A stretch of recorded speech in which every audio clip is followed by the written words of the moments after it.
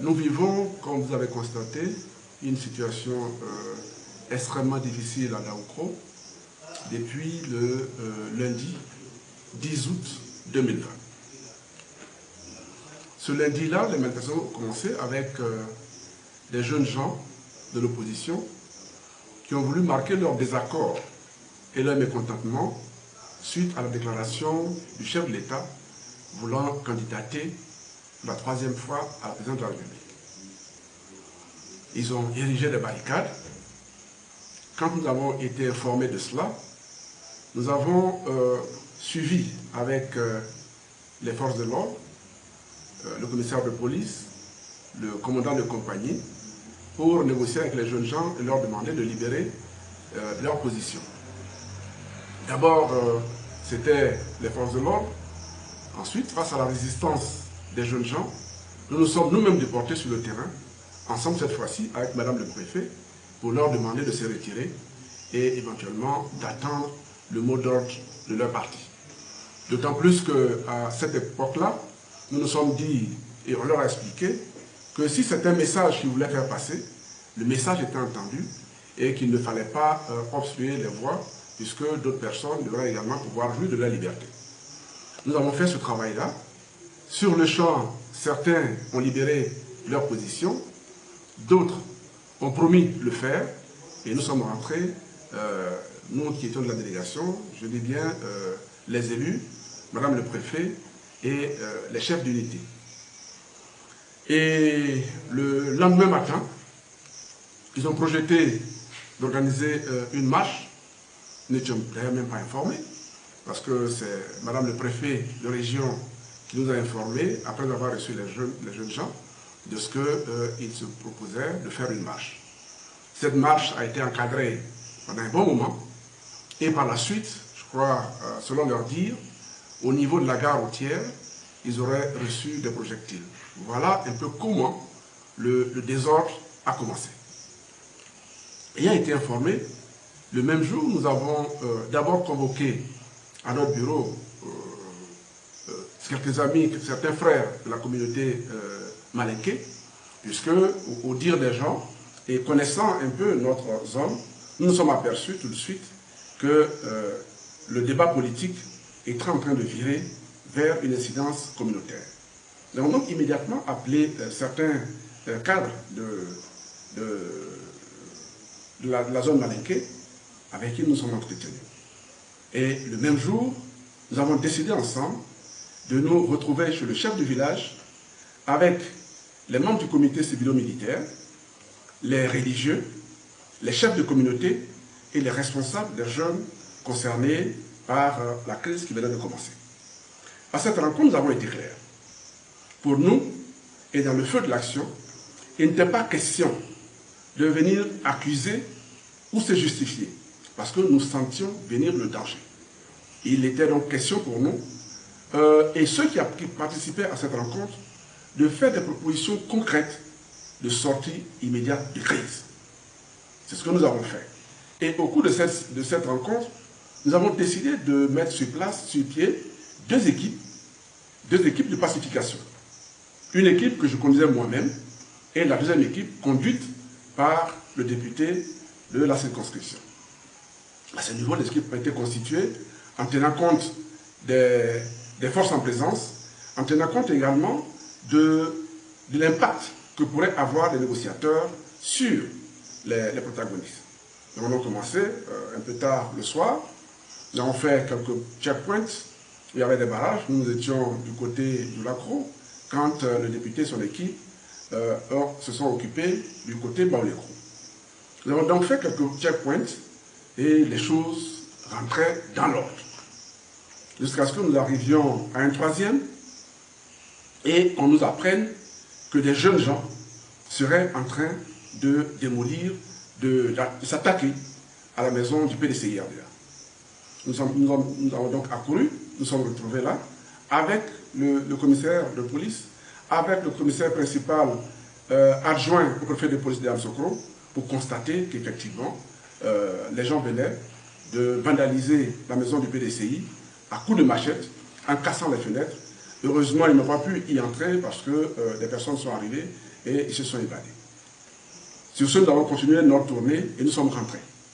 Nous étions donc là au 11. Je dois dire que c'est de là que les choses sont parties.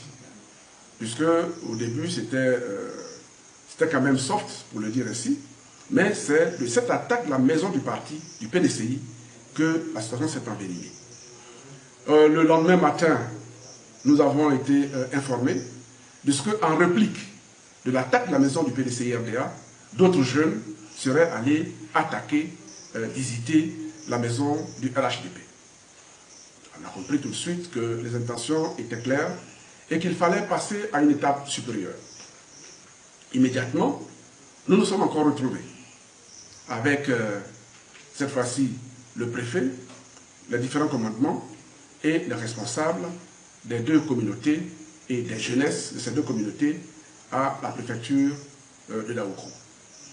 Pour leur expliquer encore une fois, et naturellement il y avait les hommes religieux, les hommes de Dieu, pour leur expliquer encore une fois que personne, je dis bien personne, n'avait intérêt à une déflagration au niveau de Daoukro, tant nous vivons en paix ensemble ici depuis des lustres. Nous avons eu ce débat, chacun a émis encore des propositions, et c'est là qu'a été décidé d'instaurer un couvre-feu à partir d'hier soir, 19h. Et nous avons aidé à communiquer largement sur la mise en place et le respect du couvre-feu. Naturellement, après les bagarres d'hier, où il y a eu beaucoup de blessés,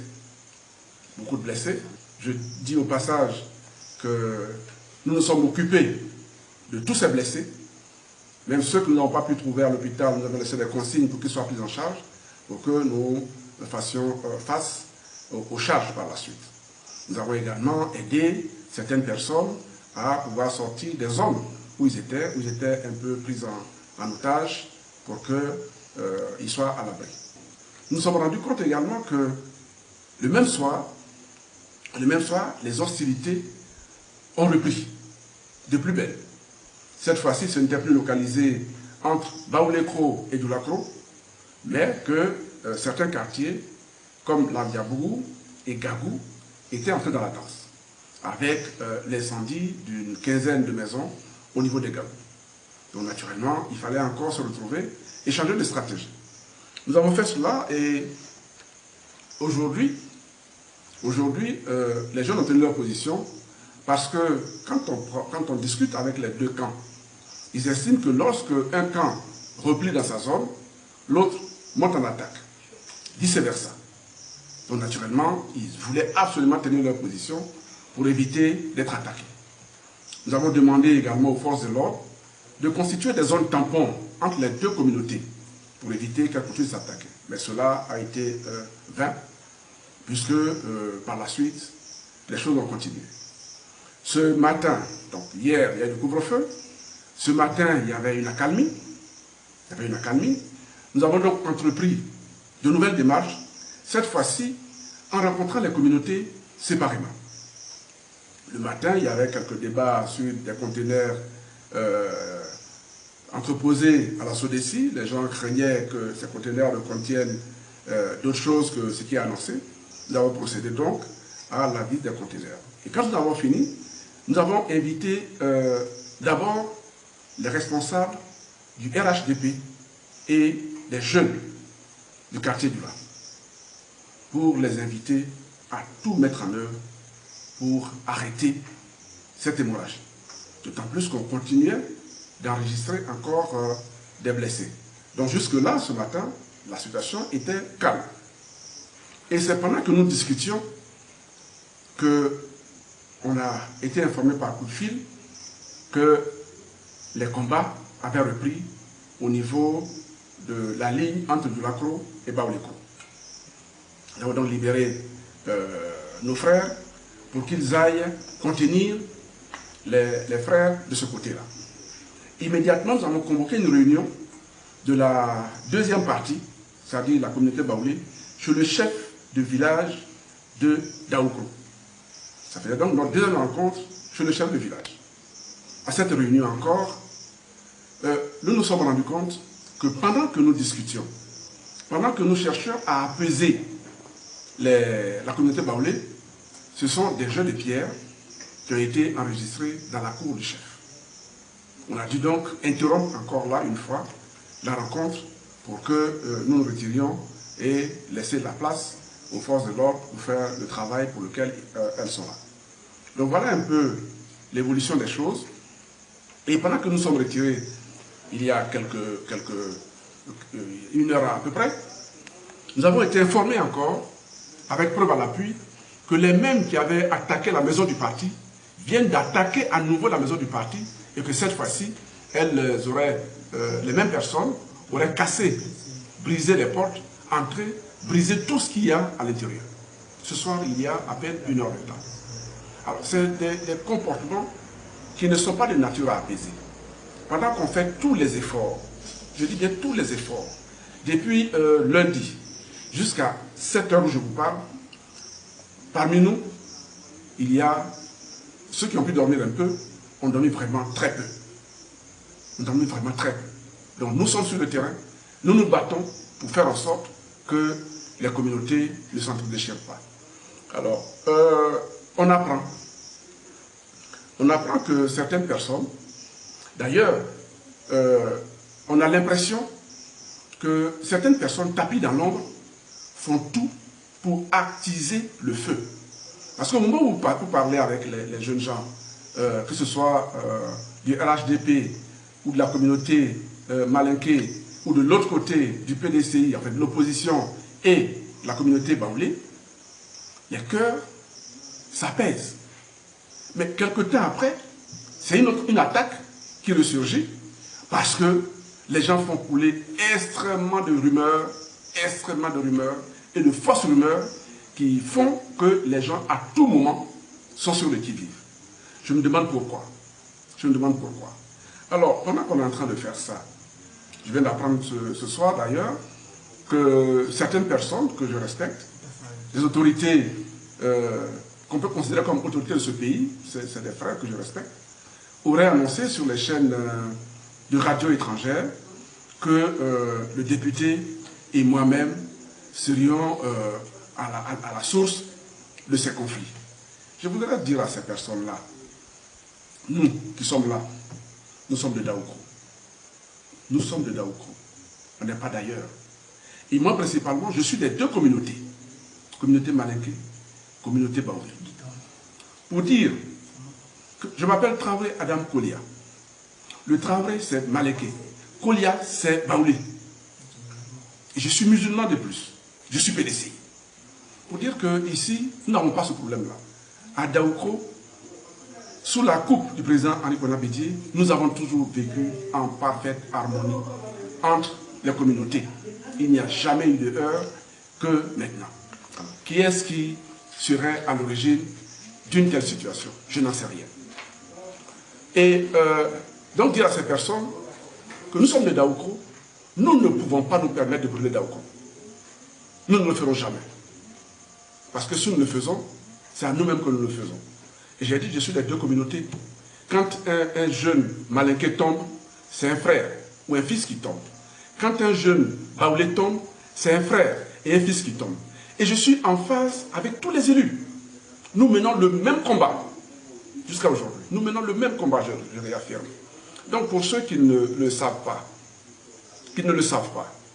et qui ont peut-être envie de se donner une raison dans ce qu'ils entreprennent, mais qui trouvent autre raison, il ne faut pas qu'ils viennent s'aimer le désordre au sein de notre communauté. Nous n'en avons pas besoin. Le président Bénin n'en a pas besoin. Et vous interrogerez n'importe quel Daoukro, que la personne soit ivoirienne. Je ne dis même pas des communautés nationales. Qu'elle soit ivoirienne ou non, elles savent ce que à Daoukro, le président Bédié fait pour elles, pour ces personnes-là. Que ces personnes soient ici maintenant, ou qu'elles vivent à Daoukro depuis longtemps. Elles savent également ce que le président Bédié a toujours fait. Il n'a jamais discriminé entre les Ivoiriens et les non-Ivoiriens. Il n'a jamais discriminé entre les populations autochtones et les allochtones. Donc dire que à ce niveau-là, on pousse les gens à la guerre. Non, cela ne nous ressemble pas. Si ces personnes peuvent nous aider, qu'elles viennent nous aider à régler les problèmes. Si elles ne peuvent pas, qu'elles nous laissent tranquilles. Nous débattons depuis 3 jours pour régler les problèmes de Daoukro. Vraiment, qu'elles ne viennent pas en rajouter. Parce que, de ce qu'elles disent, c'est les Ivoiriens qui continuent de tomber à Daoukro. C'est les populations de Daoukro qui continuent de subir les méfaits de ces agressions-là. Je voudrais signaler au passage, je ne voudrais pas accuser. Ce n'est pas l'occasion. Quand on aura fini, quand on sera sorti de la crise, nous allons situer les responsabilités. Mais entre-temps, nous avons beaucoup de blessés. Et des blessés graves. Des blessés à l'âme blanche. Des blessures qui sont insupportables à la vue. Et ce soir, on nous rapporte, avec image à l'appui, que certaines populations de Daoukro, je ne sais qu'elles soient de gauche ou de droite, auraient reçu des projectiles, des balles. Des balles. On a vu les photos. C'est dommage. C'est dommage. Ceci n'est jamais arrivé à Daoukro. Jamais arrivé à Daoukro. Nous n'avons pas besoin de ça. Nous avons besoin de paix ici. Le combat politique est un combat. Mais le combat politique ne doit pas amener à la perte de vies humaines. Ça, nous ne savons pas faire cette politique-là. Nous faisons une politique raisonnée. Une politique qui tienne compte de l'humain. Nous, c'est ce que nous faisons. Ce n'est pas une politique pour détruire nos cités. Ce n'est pas une politique pour rendre infirmes nos frères. Parce que, avec les blessures que j'ai vues, certains vont garder des séquelles pendant longtemps. Nous ne savons pas faire ça. Nous sommes humains. Nous ne savons pas faire ça. Alors, voilà un peu ce que je voulais dire. En même temps, profiter pour lancer un appel. Nous continuons de nous battre. Nous continuons de chercher à mener les uns et les autres à comprendre que personne ne sortira victorieux de ces confrontations fratricides. Personne. Parce que quoi qu'on fasse, dans l'un des camps comme dans l'autre, il y aura des victimes. Il y aura des victimes. Et les séquelles vont rester pendant longtemps. Et ça, nous ne le souhaitons pas. Donc, invitez nos frères, invitez les populations de Daoukro, invitez les populations des villages environnants au calme. Au calme. Le combat politique ne fait que commencer. De ce point de vue, ce serait un combat sain. Ce n'est pas un combat qui entraîne la mort. Ça fait que commencer. Donc, demandez que chacun puisse exprimer sa différence dans la paix. Que chacun puisse exprimer sa différence dans la compréhension de l'autre. Et qu'après cela, nous puissions nous retrouver entre frères, entre sœurs, et puis vaquer à nos occupations tranquillement, comme nous avons toujours fait à Daoukro. Je suis PDCI, je suis musulman, je suis des deux communautés, j'ai des frères d'un côté, j'ai des frères de l'autre. L'honorable Akoto qui est à mes côtés, on vit ensemble, nous menons le même combat. Le maire, qui est représenté par son 4e adjoint, également avec nous, on a assisté ensemble à toutes les rencontres, nous menons les mêmes combats, et c'est le combat de Daoukro, pas le combat pour détruire Daoukro. Alors, de grâce, que ceux qui ne savent pas ce qui se passe à Daoukro ne nous mettent pas en palabre, s'ils ne peuvent pas nous aider à régler nos problèmes. Dieu nous aidera à le régler. On a commencé, c'est vrai, les tensions sont très vives, mais on pense que d'ici quelque temps, la raison habitera les uns et les autres pour que nous nous retrouvions à revivre ensemble comme on l'a toujours fait, dans la paix, dans la cité de la paix, dans la cité du président Henri Konan Bédié, qui est un homme de paix lui aussi.